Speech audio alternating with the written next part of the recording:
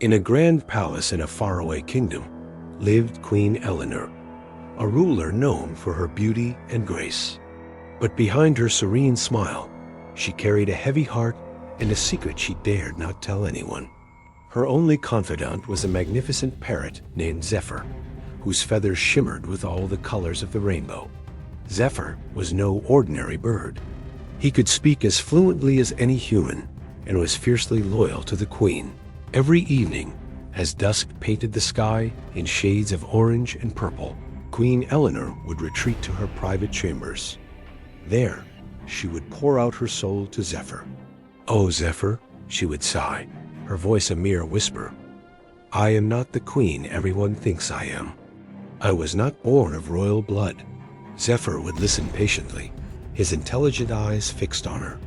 The queen would continue her story, a tale of a humble village girl switched at birth with a true princess by a desperate nursemaid who feared the real infant was too frail to survive. The queen had grown up in luxury, while the true princess, a girl named Alara, lived a simple life in a cottage at the edge of the royal woods. "The guilt weighs on me like a crown of lead," Eleanor would confess, tears tracing paths down her cheeks. "Alara lives in poverty, unaware of her birthright, while I live a lie." Zephyr would comfort her with soothing words. "Your Majesty, a true queen is defined by her heart and her deeds, not her bloodline. You have ruled with wisdom and kindness. The people love you." But the queen's conscience was a relentless storm. One day, the kingdom's most cunning and ambitious nobleman, Lord Valerius, grew suspicious of the queen's frequent, somber visits to her chambers. He believed she was hiding something, a weakness he could exploit to seize power.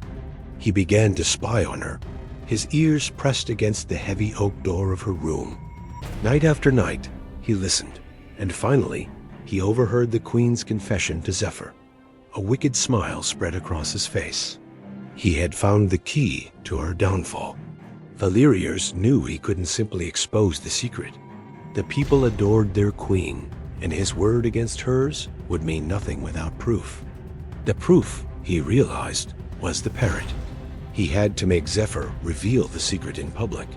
So, Valerius devised a plan. He knew Zephyr was a creature of habit. Every morning, the queen would open her balcony doors to let Zephyr fly freely around the palace gardens before returning at noon. Valerius bribed a palace guard to catch Zephyr during his flight and bring the bird to him. The next morning, as Zephyr soared over the rose bushes, a net swooped down and captured him. He was taken to Lord Valerius's dark study. Well, the queen's little secret keeper," Valerius sneered. "You are going to make me a king." He tried to coax the secret out of Zephyr, offering him the most delicious fruits and shiny jewels. But the parrot remained silent, his loyalty to the queen unshakable. Frustrated, Valerius resorted to threats, but Zephyr just ruffled his vibrant feathers and stared back defiantly. Valerius realized he needed a different approach. He knew the annual grand festival was just a week away, a day when the entire kingdom gathered in the main square. It would be the perfect stage for his scheme. He began to train a common minibird, teaching it to repeat a single damning phrase: "The queen is a fake. Long live Lord Valerius." He planned to switch the birds during the festival, placing the minibird in Zephyr's ornate cage and letting it squawk the treasonous words for all to hear. Everyone knew the queen's parrot could speak, and they would believe it was telling the truth. Meanwhile, Queen Eleanor was frantic. Zephyr had vanished. She searched every corner of the palace, her heart pounding with fear.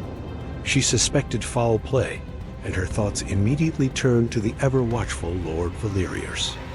Her secret was not just her burden anymore. It was now a weapon aimed at her throne, and her only friend was in danger. The day of the grand festival arrived. The town square was a sea of cheerful faces, all eagerly awaiting the queen's address. Queen Eleanor stood on the royal balcony, her face pale, her heart heavy with dread. Below her, she saw Lord Valerius, a triumphant glint in his eye. Beside him was Zephyr's cage, covered with a velvet cloth. As the queen began to speak, Valerius stepped forward. "Your Majesty," he interrupted, his voice dripping with false sincerity. "Before you continue, I believe your beloved Parrot has something important to tell the people." He dramatically pulled the cloth from the cage. But the bird inside was not a Mena bird. It was Zephyr.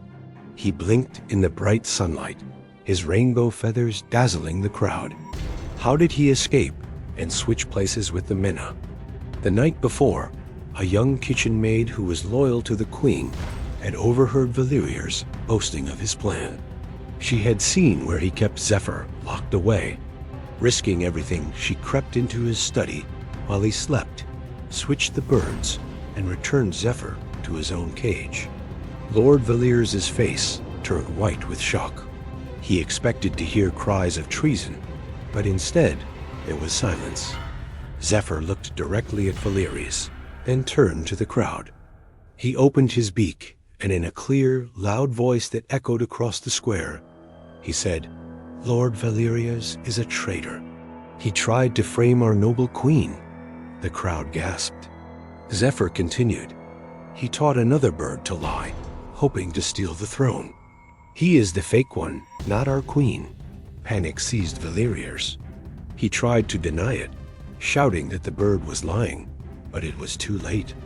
The royal guards, hearing the commotion and seeing the Lord's panicked face, moved in and arrested him. The crowd erupted in cheers for their queen, their loyalty stronger than ever. That evening, back in her chambers, Queen Eleanor hugged Zephyr tightly. "You saved me. You saved the kingdom," she whispered, but the secret still lingered between them. She knew she couldn't live with the lie any longer. The next day, she summoned Alara, the village girl who was the true princess, to the palace. With the whole court assembled, Queen Eleanor confessed everything. She told the story of the switch at birth, her voice shaking but firm. Then she took off her crown and offered it to a stunned Ilara. "This is your birthright," Eleanor said.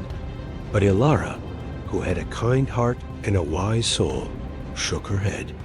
"You have been our queen your whole life," she replied softly. "You have ruled with justice and compassion. A crown does not make a queen. A noble heart does. Your heart is the truest in the kingdom." The court murmurers agreed. The people had chosen their queen, not by her blood, but by her character.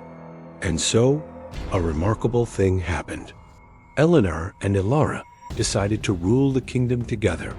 They became known as the Twin Queens, one raised in a palace, the other in a cottage, combining their unique wisdoms. Eleanor brought her experience in governance, and Ilara brought her deep understanding of the common people.